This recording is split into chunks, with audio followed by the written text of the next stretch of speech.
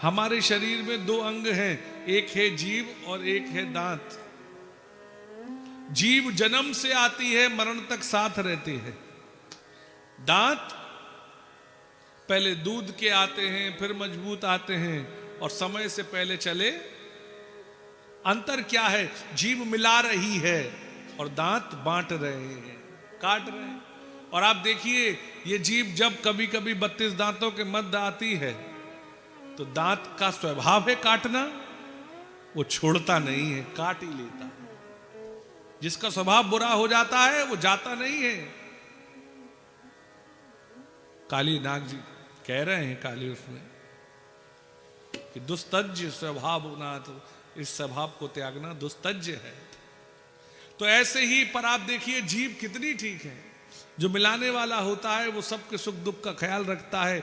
जरा भी दांत में दर्द हो तो जीभ बार बार वही पहुंच जाती है, पूछते ठीक है, आर यू ऑल राइट, कोई दिक्कत तो नहीं है। चाहे वो जीभ चाहे तो 32 के 32 दांतों को तोड़वा सकती है। किसी पहलवान से दो अपशब्द कह दो तो फिर देखो, पर नहीं, जो मिलाता है वो रहता है, जो बांटता है वो ज्यादा दिन नहीं रहता। और छोटे उदाहरण से समझाता हूं। लोहार के यहां कभी लोहे की दुकान सबने देखी होगी, एक आधार रहता है, उस आधार पर रखकर लोहे को दो भागों में बांटा जाता है और दो भागों में बांटने वाला होता है हथौड़ा। आप देखेंगे कि जो आधार होता है वो तो बहुत समय रहता है और हथौड़े बार बार टूटते रहते हैं।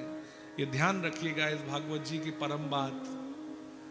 किसी के भी घर को, किसी के व्यवहार को, किसी के प्यार को कभी भी मत बांटो, किसी को अलग मत करो।